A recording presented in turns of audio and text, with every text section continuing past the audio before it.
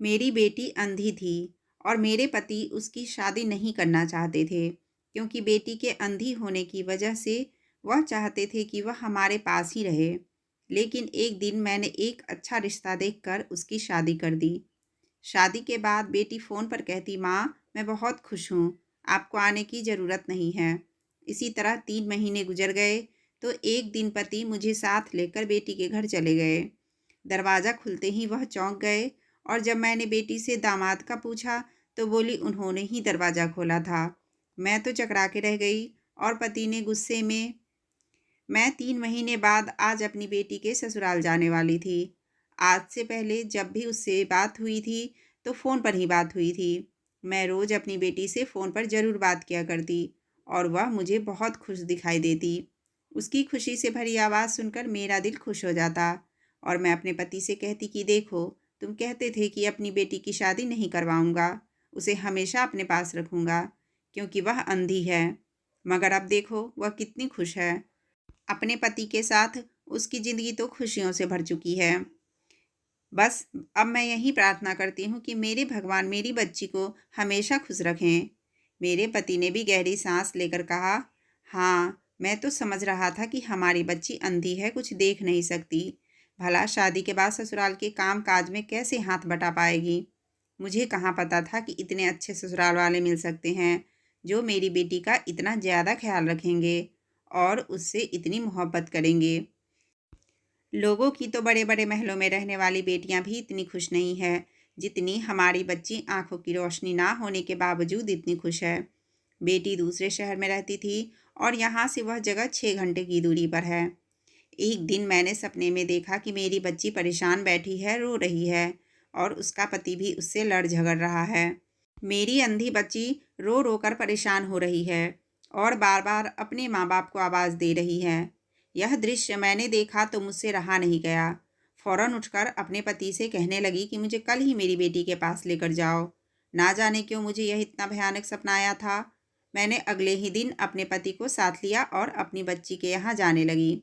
हम बेटी के घर के बाहर पहुँचे तो दरवाज़ा एक अधेड़ उम्र के इंसान ने खोला था, जो कि मेरी बेटी का ससुर था।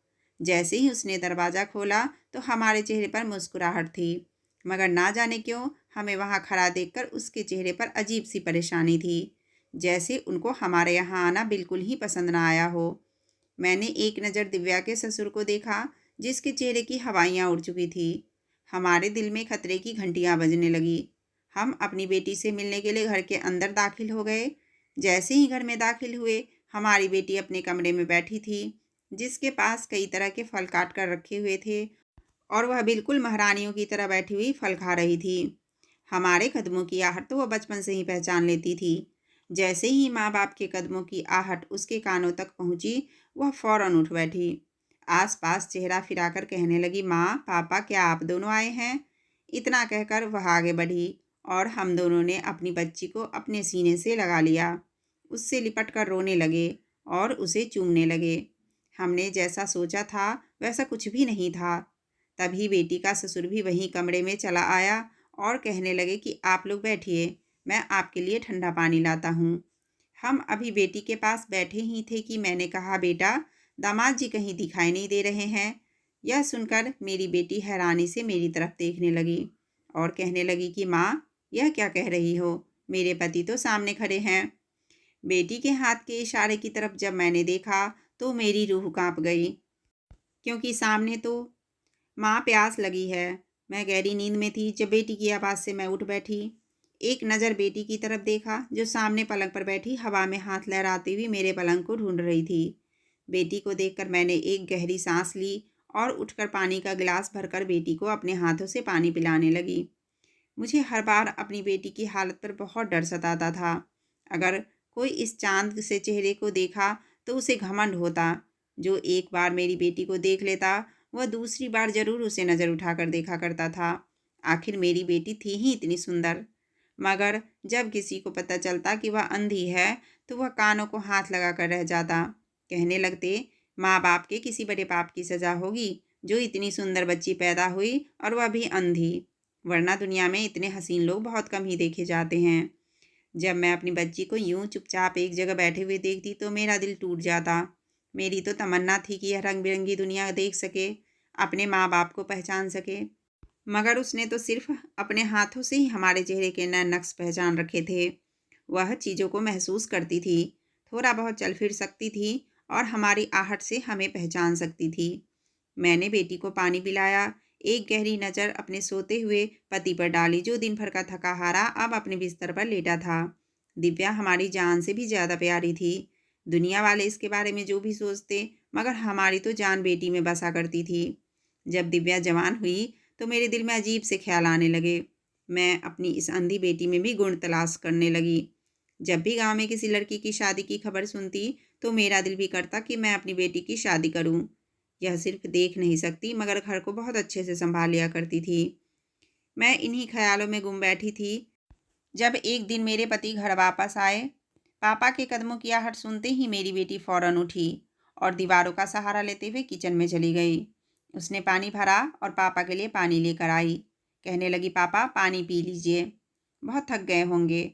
ऐसा कहकर वह पापा के पास बैठ गई और फिर उनके पैरों को दबाते हुए उनके पैरों से जूते उतारने लगी। पापा आप यहीं लेट जाओ, मैं आपके पैर दबा देती हूँ। उन्होंने जब बेटी की यह बात सुनी, तो हमेशा की तरह मुस्कुराकर उसके सर चूम लिया और आशीर्वाद देते हुए कहने लगे, नहीं मेरी बच्ची, तुम तो मेरी राजकुमारी हो, तुम बैठो। थोड़ी देर बाद मैंने दिव्या को अपने कमरे में भेजा और अपने पति से कहने लगी, हमारी भी दिव्या अब जवान हो चुकी है, क्यों ना हम इसकी शादी करवा दें। मेरी बात सुनना था कि मेरे पति हैरान होकर मुझे देखने लगे। ऐसा लगता था जैसे मैंने कोई बहुत अजीब सी बात कर दी हो, जिसका किसी ने सोचा भी ना हो। कहने लगे कि तेरा दिमाग तो खराब नहीं हो गया है, तुम आखिर कहना क्या चाहती हो? तुझे उसके बारे में पता है ना, उसकी आंखों की रोशनी नहीं है। इस हालत में हम अपनी बेटी की शादी कैसे करवा सकते हैं? मैं कुछ बोलना चाहती थी, कहना चाहती थी, मगर मेरे पति ने मुझे चुप करवा दिया और कहने लगे कि मुझे इस चीज़ को लेकर कोई भी बात नहीं करनी है। यह मेरी बच्ची के भविष्य का सवाल है। यहाँ तो वह अपने माँ-बाप के घर में रहती है, उसे हर तरह की आज़ादी है। हमें पता है कि हमें अपनी बेटी को कैसे रखना है। जबकि वहीं अगर यह ब्याह कर अपने घर चली जाएगी, तो फिर क्या होगा तुम जानती तो हो। पति के काम-काज, उसकी ज़िम्मेदारी या फिर सास-ससुर और ननद के रिश्ते, यह सब वह कैसे निभाएगी? इस घर की तो हर एक चीज़ हमारी बच्ची को पता है। मेरे पति ऐसी बातें करके मुझे चुप करवा चुके थे, जबकि मैं यही सोचकर परेशान हो रही थी कि आखिर मेरी बच्ची आगे की ज़िंदगी कैसे गुजारेगी। मैं बहुत दूर का सोचा करती थी। दिमाग में कई तरह के ख्याल आने लगे। रात को अगर नींद से आँख खुल जाती, तो मैं यही सोचती रहती कि जब इस दुनिया में मैं भी नहीं रही और मेरे पति भी नहीं रहे, तो फिर मेरी बेटी कहाँ जाएगी? इसकी ज़िम्मेदारी कौन उठाएगा? यह सोच-सोच कर मेरी आँखों से आँसू निकल जाते थे। यह गाँव वाले और रिश्तेदार तो मेरी बेटी का वैसे ही मज़ाक उड़ाया करते थे, क्योंकि वह अंधी थी। 1-2 औरतों ने तो यह तक कह दिया था कि ऐसी औलाद होने से पहले मर ही गई होती तो अच्छा होता। जैसे-जैसे बड़ी होगी, तो 100 तरह के मसले खड़े होंगे। आखिर कौन है जो उसका साथ देगा? जब यह सोचती, तो मैं यही प्रार्थना करती कि भगवान कोई ऐसा रिश्ता आ जाए जो मेरी बेटी को घर ले जाए। मेरी बेटी देखने में बहुत सुंदर थी, उसका व्यवहार भी बहुत अच्छा था। अगर घर का अंदाज़ा उसे हो जाता, तो हर काम बड़े अच्छे तरीके से कर लिया करती थी। एक दिन रिश्ते करवाने वाली मेरे घर आई और कहने लगी कि मैंने सुना है कि तुम्हारे घर में जवान बेटी है, क्या मैं तुम्हारी बेटी का रिश्ता करवा दूँ? अचानक से रिश्ते वाली की बात सुनकर मैं हैरान हो गई। कहने लगी, आपको पता है कि मेरी बेटी अंधी है, उसे कुछ भी दिखाई नहीं देता है। हम उसकी शादी नहीं करवाना चाहते। तो वह रिश्ते वाली कहने लगी कि यह सब कुछ मैं जानती हूँ और मैंने लड़के वाले को भी बताया है, मगर वह कहते हैं कि हमें इससे कोई तकलीफ़ नहीं है। वह खाते-पीते घर का लड़का है और इकलौता भी है। तुम्हारी बेटी को खुश रखेगा। मैं जब उस लड़के वालों की तारीफ़ सुनी, तो खुश हो गई और दिल में एक बार फिर यह उम्मीद जगाने लगी कि मैं अपनी बच्ची की शादी इसी घर में करवा दूँ। उन्हें मेरी बेटी के अंधेपन से कोई समस्या नहीं थी। वह अमीर लोग थे, घर में नौकर-चाकर थे। काम-काज के लिए तो उनके पास नौकरानी बहुत थी। वह बस मेरी बेटी के व्यवहार और अच्छे आचरण की वजह से उसे अपनाना चाहते थे। मगर एक बात समझ नहीं आई थी कि उन लोगों को मेरी बेटी का पता कैसे चला। खैर, जैसे ही रात हुई, तो मैंने यह बात अपने पति से की। एक बार फिर पति के माथे पर गुस्सा आ गया। कहने लगे, तुम्हारा दिमाग खराब है, क्यों अपनी बच्ची की ज़िंदगी नरक बनाना चाहती हो? मैं बिल्कुल उसकी शादी किसी से नहीं करना चाहूँगा। यह सुनकर तो मैं परेशान हो चुकी थी। पति को बहुत समझाया, मगर वह नहीं माने। अगले ही दिन मेरे कहने पर लड़के वाले हमारे घर आ चुके थे। उस समय मेरे पति घर पर ही थे। वह लोग बड़े ही अच्छे व्यवहार के थे। उन्होंने जब मेरी बेटी को देखा तो साथ वाली औरत ने मेरी बेटी को सीने से लगा लिया और कहने लगी, यह तो बस हमारी ही बहू बनेगी। मेरे पति हड़बड़ाकर उनकी तरफ देखने लगे और कहने लगे कि मैं माफ़ी चाहता हूँ, मगर हमारी बेटी अंधी है और हम नहीं चाहते कि उसकी शादी करें। शादी के बाद एक लड़की पर कई तरह की जिम्मेदारी आ जाती है और यह वह जिम्मेदारियां नहीं निभा सकती। वह लोग कहने लगे कि यह सब कुछ आप हम पर छोड़ दें। वह पहली बार हमारे घर में आए थे तो कई फल और शगुन की थाली लेकर आए थे। उन्होंने दिव्या के हाथ पर बहुत सारे पैसे भी रख दिए। कुछ दिन बाद फिर आए तो एक बार फिर मेरी बेटी के लिए बहुत सारे उपहार लेकर आए। यह सब कुछ देखकर मैं और मेरे पति अंदर ही अंदर पिघलते जा रहे थे। वह लोग हमारी बेटी में सचमुच दिलचस्पी रखते थे। वह औरत और उनके पति बड़े ही अच्छे व्यवहार के थे और हमारी बेटी से बहुत नरमी से पेश आते। वहीं उनका लड़का भी हमें बहुत ही पसंद आया था। मैं तो बिल्कुल इस रिश्ते से राज़ी हो चुकी थी, मगर मेरे पति नहीं मान रहे थे। उन्हें इस रिश्ते पर राज़ी होने में 2 महीने लग गए। मेरी बेटी का रिश्ता तय हो गया और हम उसकी शादी की तैयारी करने लगे। मेरी बेटी भी इस रिश्ते से बहुत खुश थी। उसने देखा तो नहीं, मगर माँ की आंख से वह सब कुछ पहचान रही थी। एक दिन वो लोग शादी की तारीख पक्की करने आए। वो लोग अपने रीति रिवाज के मुताबिक ही सारे काम कर रहे थे। कहने लगे कि हम अपने रीति रिवाज के मुताबिक ही शादी करेंगे। एक दिन वह हमारे घर आए और आकर कहने लगे कि हमारे यहाँ रिवाज है कि लड़की की शादी लड़के के यहाँ लाकर की जाती है। क्योंकि यह सफ़र भी लंबा है, इसलिए हमारे यहाँ यही रिवाज है कि जब दूर से रिश्ता किया जाए तो शादी लड़के के यहाँ जाकर ही की जाती है। यह सुनकर हम थोड़ा सोच में पड़ चुके थे कि आखिर ऐसे कैसे हो सकता है, मगर फिर हमें मानना पड़ा क्योंकि बहुत जल्दी हमारे संबंध बहुत मजबूत हो चुके थे। हमने यह तय किया कि वह लोग हमारी बेटी को अपने यहाँ ले जाएंगे और फिर अगले दिन हम पति पत्नी बेटी को देने वाले कुछ सामान लेकर उनके घर पहुँचेंगे और वहाँ पर दोनों बच्चों की शादी कर देंगे। इस बात पर सब कुछ तय हुआ और उस दिन हमारी बेटी हमारे घर से विदा होकर उन लोगों के साथ चली गई। हम लोगों को सामान लेकर सुबह ही वहाँ जाना था।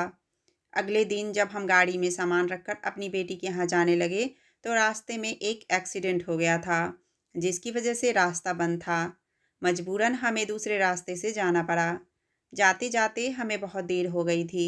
जब वहाँ पहुँचे तो मेरे पैरों तले से ज़मीन निकल चुकी थी, क्योंकि मेरी बेटी की शादी हो चुकी थी। वह दुल्हन बनी हुई सोफे पर बैठी थी। आसपास कई मेहमान इकट्ठे थे। मेरी बेटी का पति उसके दाएं तरफ खड़ा मुस्कुरा रहा था, जबकि उसके ससुर और सास उसके साथ फ़ोटो खिंचवा रहे थे। हमें देखकर वह लोग आए और माफ़ी मांगते हुए कहने लगे कि आपने आने में बहुत देर कर दी, इसलिए हमने शादी करवा दी, क्योंकि पंडित जी को कहीं और भी शादी करवाने के लिए जाना था। हमारी बेटी की शादी हो चुकी थी, हमें और क्या चाहिए था। हमारे चेहरे पर मुस्कुराहट फैल गई और बेटी को आशीर्वाद देने लगे। वह घर बिल्कुल एक महल जैसा था और हम खुश थे कि हमारी बच्ची यहाँ पर राज करेगी। यह शादी इनकी रीति रिवाज के मुताबिक ही हुई थी। हम एक दिन तक वहीं रहे और फिर अपनी बच्ची को दोबारा आने का कहकर वापस अपने घर चले आए। हम दोनों के कंधों से तो जैसे एक भारी बोझ उतर चुका था। घर आए तो बेटी को फ़ोन करके पूछते रहते कि वह कैसी है। वह कहती कि माँ, मैं यहाँ पे बहुत खुश हूँ। यहाँ पर सभी बड़े अच्छे हैं, मेरा बहुत ख्याल रखते हैं। कभी किसी ने मेरे सामने ऊंची आवाज़ में बात तक नहीं की। मेरे सास ससुर बिल्कुल मुझसे माँ बाप जैसी मोहब्बत देते हैं और मेरे पति भी बहुत अच्छे हैं। मैं बेटी के मुंह से यह सुनती तो दिल को सुकून सा आ जाता था। मेरे पति भी अपने काम में व्यस्त हो गए और मैं भी घर के कामकाज में बिजी रहने लगी। ऐसे ही ज़िंदगी गुजरती रही। मैं बेटी से कहती किसी दिन हमारे यहाँ आओ, तो वह कहती कि माँ, यहाँ पर उनके रिश्तेदार हमसे मिलने के लिए आ रहे हैं। दूर दराज रिश्तेदारों में हमें दावत के लिए जाना होता है, इसलिए हम अभी नहीं आ सकते। तो मजबूरन मुझे भी चुप रहना पड़ता। कई दिन से अजीबोगरीब सपने आ रहे थे, जैसे मेरी बच्ची रो रही हो, किसी मुसीबत में हो। एक दिन मैंने सपने में देखा, मैं अपनी बच्ची को खुद अपने हाथों से कुएं में धकेल रही हूँ। यह सपना मुझे परेशान कर चुका था।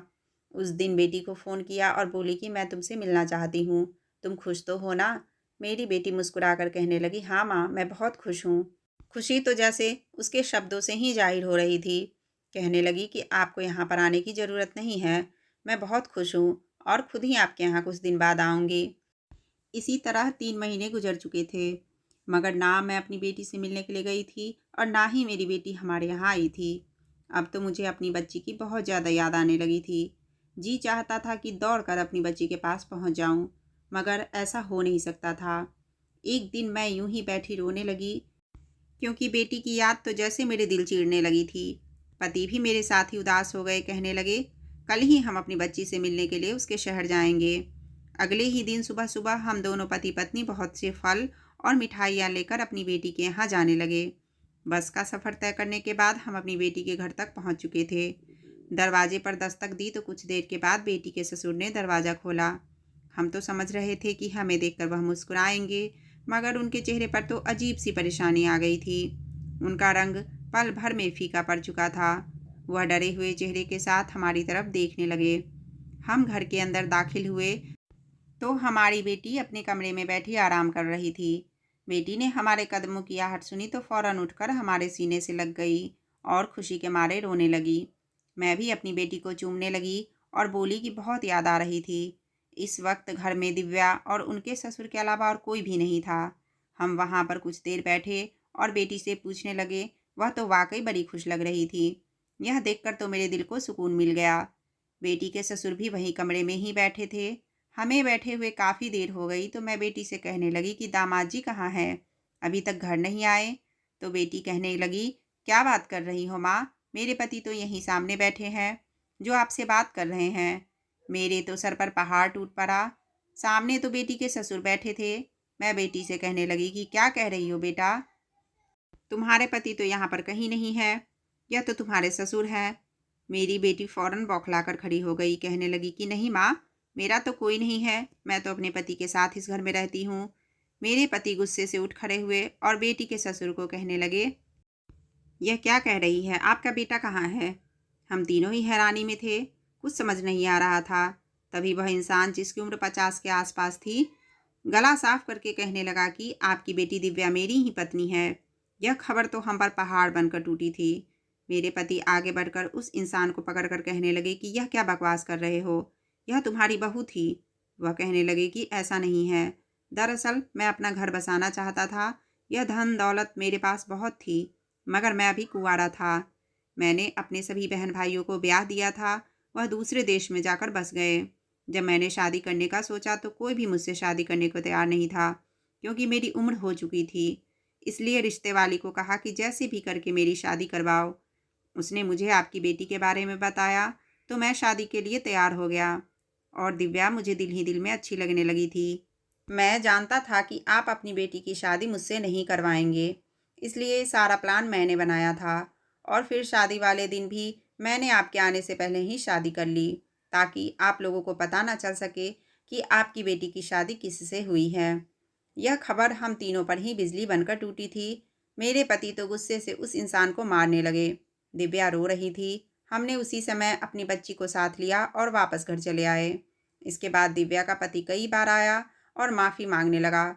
उसने दिव्या से कहा कि दिव्या, तुम बताओ, क्या मैंने एक बार भी तुम्हारे साथ ऊंची आवाज़ में बात की? क्या तुम पर हाथ उठाया? तुम्हें मैं अपनी पलकों पर बिठा कर रखता था। तुम्हें एहसास ही नहीं होने दिया कि तुम्हारे पास आंखें नहीं हैं।